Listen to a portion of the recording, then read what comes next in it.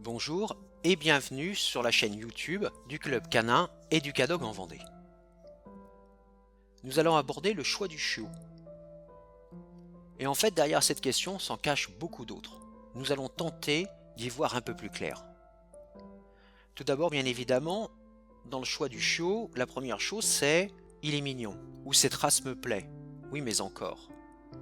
On peut trouver très joli un border collie, de par son pelage, ses yeux. On peut trouver très joli aussi un husky. On peut trouver très joli un petit ratier. Pourtant, derrière ces trois races-là se cachent des besoins différents, comme bien d'autres races encore. Imaginons que vous soyez quelqu'un de plutôt d'intérieur. Vous aimez le confort de votre maison, regarder la télé, parfois aller dans le jardin, mais sans plus, la marche à pied pourquoi pas, mais pas sur de longues distances. Dans ce cas, bien évidemment, le choix d'un border collie ou d'un husky ne serait absolument pas raisonnable. Ces deux races ont besoin d'énormément se dépenser, de courir, bouger, jouer.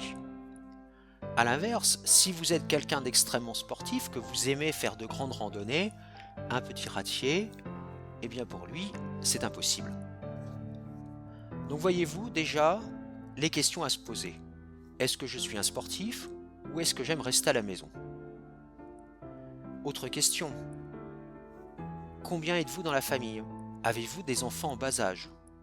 Toutes les races ne s'accompagnent pas bien des enfants en bas âge. Avez-vous des adolescents? Vivez-vous en couple ou seul? Êtes-vous en appartement, en maison, à la campagne, en ville?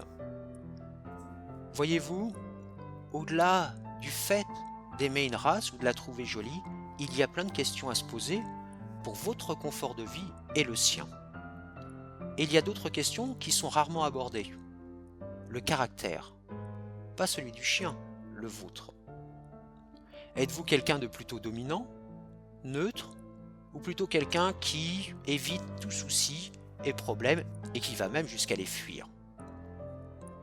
Parce que voyez-vous, à travers le standard des races que nous abordons à travers les fiches, il y a le caractère du chiot. Dans une même portée, nous avons des chiots de caractères différents. Des dominants, des neutres plus, neutres, des soumis et des très soumis. Et contrairement à ce qu'on pourrait penser, le très soumis n'est pas fait forcément pour quelqu'un qui fuit les problèmes dès qu'il en voit. La tendance des chiens ultra soumis, c'est de devenir ultra dominants s'ils ne sont pas régulés. Maintenant que nous avons vu ceci, les races à choisir par rapport à votre caractère, à votre mode de vie, il y a bien d'autres questions encore à se poser. Est-ce qu'on achète un chiot chez un particulier ou bien encore chez un éleveur? Cette question est délicate. En effet, au sein du club, nous préférons des personnes qui décident de faire une portée, qui vivent en famille et dont les chiots seront en famille plutôt qu'un éleveur qui aura ses chiens placés dans un box. En effet, suivant les races, ils ont plus ou moins besoin de sociabilisation avec les humains et leurs congénères et divers animaux dès le plus jeune âge. Donc si vous allez chez un éleveur, vérifiez l'environnement de vie des chiots. Est-ce que cet environnement est propre? La mère et ses chiots sont-ils ensemble et dans un lieu propre et sec? Y a-t-il d'autres chiens adultes auprès? Si vous arrivez dans un élevage et que d'emblée vous voyez les chiots à 2 mois sans leur mère, faites demi-tour. Il est très important pour la sociabilisation et que le chiot connaisse les codes qu'il vive avec sa mère, ses frères et sœurs et si possible un autre chien adulte. Observez tous les chiens dans l'environnement. Ont-ils l'air d'être en bonne santé, heureux et sociables? Sont-ils à l'aise en présence de l'éleveur, en présence des autres chiens et en votre présence à vous aussi? Rencontrez la mère et le reste de la portée avant de choisir un chiot. Un éleveur responsable sera heureux de vous laisser voir la mère et ses chiots. Il est naturel que la mère se méfie des gens qui s'approchent de ses chiots, mais elle ne doit ni être agressive, ni trop heureuse. Préférez des chiots qui ont déjà 2 mois et demi, voire 3 mois suivant les races. Demandez à l'éleveur s'il a testé ses chiots. Voyez s'il vous pose des questions sur votre mode de vie, que nous avons abordé tout à l'heure ou pas. Malheureusement, tous les éleveurs ne sont pas consciencieux. Il faut donc être vigilant. En effet, si vous prenez un chiot dans un élevage qui n'est pas correct, c'est vous, et vous seul, qui en subirez les conséquences. Et parfois, l'éducation du chiot peut se révéler extrêmement compliquée. Bien sûr, de toute façon, n'hésitez pas à faire appel à un club canin.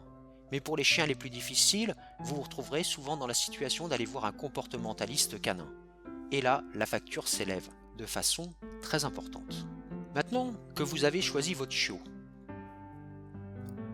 comment faire à la maison? Tout d'abord, laissez-le naviguer dans la maison pour qu'il découvre son nouvel univers. À l'extérieur aussi, bien sûr, si vous avez un jardin. La première nuit, contrairement à ce qu'on peut penser, ne mettez pas le chiot directement dans votre chambre. Non, un chiot quand il arrive, il doit connaître directement sa place. Il a son panier, mettez-y un t-shirt, à vous. Si l'éleveur est d'accord, déposez un t-shirt 2 ou 3 jours avant de récupérer votre chiot afin qu'il s'habitue à votre odeur et que l'odeur de sa mère s'y dépose. Mais d'emblée, mettez-le à l'endroit où il dormira dorénavant. Prenez tout de suite de bonnes habitudes. En effet, entre le chiot que vous avez vu chez l'éleveur et le chiot que vous aurez au bout de 3 semaines, il y a souvent une différence. En effet, il vit dans son univers à la base, avec ses frères et sœurs et sa mère. Quand il arrive chez vous, il va tout doucement tester votre capacité à être un leader. S'il découvre que vous n'êtes pas suffisamment ferme avec lui, alors il va commencer à en profiter. Et là commence le début des ennuis. Dans notre club canin, nous avons mis en place un service gratuit, qui est l'accompagnement avant tout choix d'un chiot ou d'un chien adulte. Nous accompagnons nos adhérents dans toutes les démarches et après l'adoption, pour leur donner tout de suite les bonnes habitudes pour faire en sorte que non seulement eux aillent bien, le reste de la famille bien sûr, mais que le chien ou le chiot soit heureux lui aussi. Si vous démarrez sur de bonnes bases, il y a de fortes chances que la suite se passe bien. Ne négligez rien quand vous avez votre chiot. Ne négligez rien dans le choix de la race et dans le choix de l'éleveur. Je sais combien il est difficile, si on a fait 200 voire 300 km, de repartir sans un chiot et que l'envie de le ramener avec soi soit très forte. Néanmoins, je vous mets en garde. C'est 12 à 14 ans de vie que vous allez avoir avec votre chien et vous allez vieillir avec lui. Il vaut mieux repartir, attendre 2, 3 semaines, 1 mois, voire plus, afin de tomber sur le bon élevage, le bon particulier et surtout le bon chiot, pour que vous puissiez vivre en harmonie avec lui. C'est un acte d'engagement, afin qu'il n'y ait pas de frustration de votre part, qu'il n'y ait pas de risque d'abandon. On se doit, et vous devez, de prendre le temps de la réflexion.